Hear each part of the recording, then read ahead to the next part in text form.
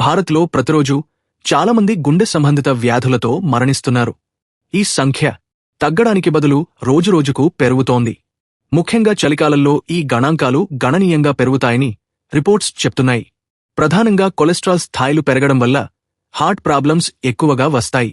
అయితే ఎవరికైనా కొలెస్ట్రాల్ స్థాయిలను నార్మల్ ఉంటే వారికి గుండె జబ్బులు రావని సంతోషపడతారు. కాని అది పూర్తిగా తప్పని చెప్తున్నారు వైద్యులు. కొలెస్ట్రాల్తో పాటు గుండెపోటు మరణానికి అనేక ఇతర కారణాలు ఉన్నాయంటున్నారు. అవేంటో తెలుసుకుందాం. అనేక అధ్యయనాల ప్రకారం చలికాలంలో అత్యధిక సంఖ్యలో గుండెపోటులు సంభవిస్తాయి. ఎందుకంటే శరీరాలు చల్లగా ఉండటానికి రక్త నాళాలు, సిరలు సంకోచిస్తాయి. దీనివల్ల తగినంత రక్తం, ఆక్సిజన్ మన హృదయాలను చేరకుండా ఉంటుంది. దీనివల్ల కొలెస్ట్రాల్ వంటి ప్రతి అంశం సాధారణంగా ఉన్నప్పటికీ గుండెపోటు ప్రమాదం పెరుగుతుంది. అదనంగా చలి వాతావరణంలో శరీరంలో ప్లాస్మా పరిమాణం పెరుగుతుంది. ఎందుకంటే మనం చలిలో తక్కువగా చెమట పడతాము. ఇది శరీరంలో రక్త పరిమాణాన్ని పెంచుతుంది. ఈ పెరిగిన మొత్తం గుండెపై ఎక్కువ ఒత్తిడిని కలిగిస్తుంది. రక్తపోటు, హృదయ స్పందన రేటును పెంచుతుంది. శీతాకాలంలో ఎక్కువ మంది ఎక్కువ కేలరీలు కలిగిన ఆహారాన్ని తీసుకునేందుకు ఇష్టపడతారు.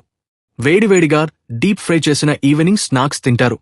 ఈ సమయంలో జీవక్రియ మందగించడం వల్ల బరువు, కొలెస్ట్రాల్ స్థాయిలు పెరుగుతాయి. గుండెపోటు ప్రమాదాన్ని పెంచుతాయి. శీతాకాలంలో హార్మోన్లు కూడా గణనీయమైన హెచ్చుతగ్గులకు గురవుతాయి.